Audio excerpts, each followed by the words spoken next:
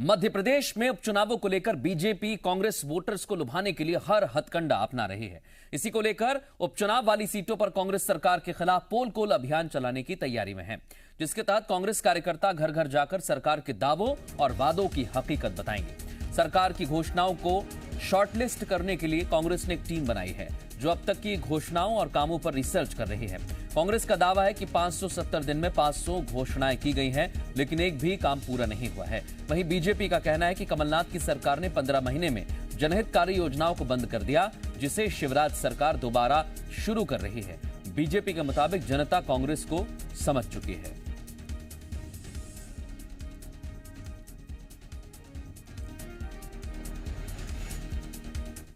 बाल आयोग प्रश्न उठा रहा है, सरकार संरक्षण दे पा रही क्या? जिन बच्चों को जो लोग कोरोना में जिनकी मृत्यु हुई कर्मचारियों की, उनके बच्चों को क्या अनुकंपा नियुक्ति दे दी सरकार ने? बताइए। और फिर हम ये 19 महीने का हिसाब दे दें, हम तो 15 महीने का देंगे। अभी तो हम 16 साल का हिसाब नहीं मांगते, 19 महीने का दे दें। इतने पाप, इतना अनाचार, इतने अत्याचार इस प्रदेश की जनता पर इन 19 महीनों में किए गए हैं, उसकी हम पोल खोलेंगे, रोज खोलेंगे। कर दी तो अब क्या पोल और क्या खोल। तो पहले तो कमलनाथ इसका हिसाब दे दे, बाद भी वो इकोनॉमी को वापस लाने के लिए पुरजोर मेहनत कर रहे हैं। जो बंद कर दी गई थी छात्रों की योजना, उसको वापस ला रहे हैं। तो मुझे लगता है कांग्रेस को सब बहुत अच्छे से समझते हैं। कमलनाथ जी का कलंक अब जल्दी धुलने वाला है इन चारों विधानसभाओं से भी।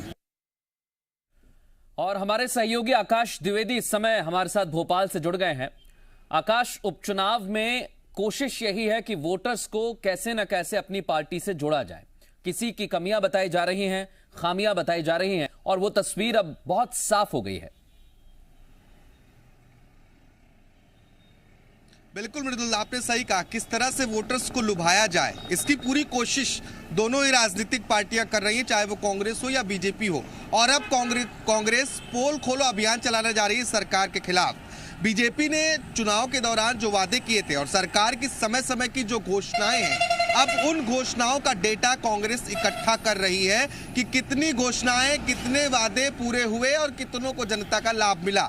ये पूरा डेटा लेकर अब कांग्रेस घर घर तक जाएगी और जनता को इस बात को बताएगी कि आखिर उन वादों का क्या हुआ, उन घोषणाओं का क्या हुआ जो सरकार ने किया था। इसी को लेकर यह पूरा प्लान कांग्रेस ने तैयार किया है, क्योंकि उपचुनाव की तारीखें नजदीक हैं।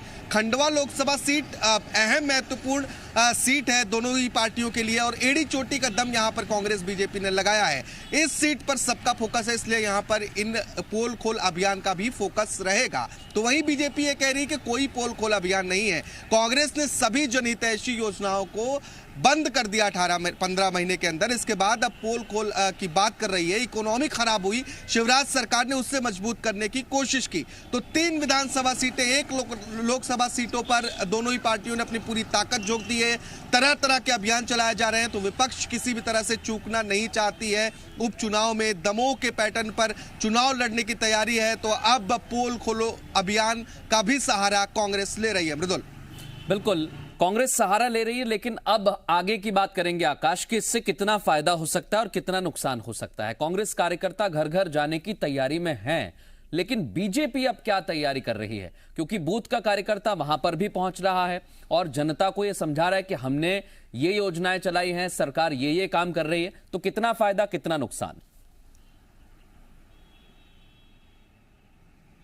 देखिए मृदुल, बेहद महत्वपूर्ण है कि कोरोना के दौरान सरकार ने जो मैनेजमेंट किया, इस मैनेजमेंट को लोगों को बता रही है। ओबीसी आरक्षण की बात हो तो ओबीसी आरक्षण को बुलाने का काम बीजेपी ने पहले ही किया है। हालांकि श्रेय की होड़ हमने देखी कि ओबीसी आरक्षण को लेकर श्रेय की होड़ बीच में मची रही, लेकिन अधिकतर जो फायदा हुआ इसे बीजेपी का ही फायदा हुआ। इसके बाद जबलपुर में अमित शाह का एक बड़ा कार्यक्रम हाल ही में आदिवासियों को साधने के लिए बीजेपी ने किया। तो ये तमाम फैक्टर्स हैं जो उपचुनाव में मायने रखने वाले हैं।